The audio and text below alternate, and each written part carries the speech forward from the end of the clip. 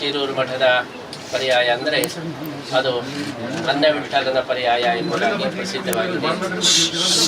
ಶ್ರೀ ಲಕ್ಷ್ಮೀವರ ತೀರ್ಥರ ಕಾಲದಲ್ಲಿಯೂ ಕೂಡ ವಿಶೇಷವಾದ ಅನ್ನದಾನ ನಡೆದದ್ದನ್ನು ನಾವೆಲ್ಲ ಕೇಳಿದ್ದೇವೆ. ಅದರಂತೆ ಶ್ರೀ ವೇದವರ್ಧನ ತೀರ್ಥರ ನೇತೃತ್ವದಲ್ಲಿ ಈ ಕ್ಷೇತ್ರದಲ್ಲಿ ವಿಶೇಷವಾಗಿ ಅನ್ನದಾನ ನಡೆಯಲಿ, ಜ್ಞಾನದಾನ ನಡೆಯಲಿ. ಶ್ರೀ ಕೃಷ್ಣ ಮಠದ ಈ ಕ್ಷೇತ್ರ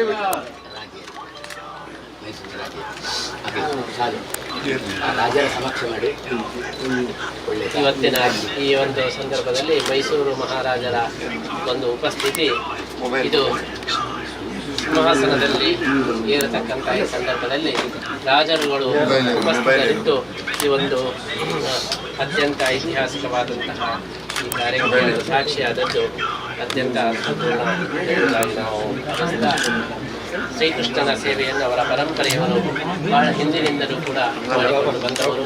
ಕೃಷ್ಣನಿಗೆ ರತ್ನ ಕವಚವನ್ನು ಮೈಸೂರು ಮಹಾರಾಜರು ಅವರು ಸಮರ್ಪಣೆ ಮಾಡಿದ್ದಾರೆ ಅಂತ ಒಡೆಯರು. ಅದೇ ರೀತಿ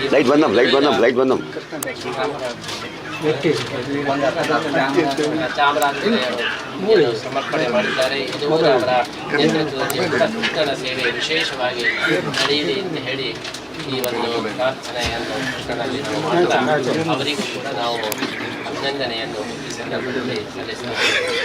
ವ್ಯಾಸಾಯ ಗುಣನಾಶಾಯ ಈಶಾಯ ಗುಣರಾಶಾಯ ವಾದಿರಾಜ ಗುರುನ್ ವಂದೇ ಹಯಗ್ರೀವದಯ ಶ್ರೀ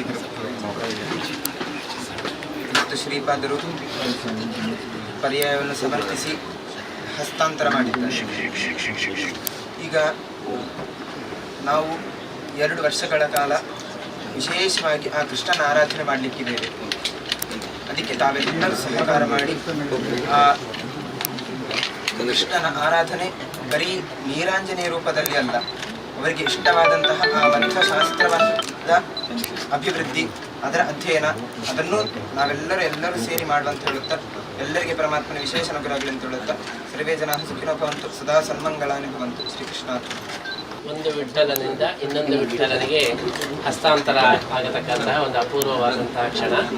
ನಮ್ಮ ಉಪೇಂದ್ರ ವಿಠ್ಠಲನಿಂದ ವಾಮನ ವಿಠ್ಠಲನಿಗೆ ಇವತ್ತು ಈ ಪರ್ಯಾಯದ ಹಸ್ತಾಂತರ ಆಗಿದೆ. ಉಪೇಂದ್ರ ವಾಮನ ಇಬ್ಬರು ಕೂಡ ಒಂದೇ ಆಗಿದ್ದಾರೆ.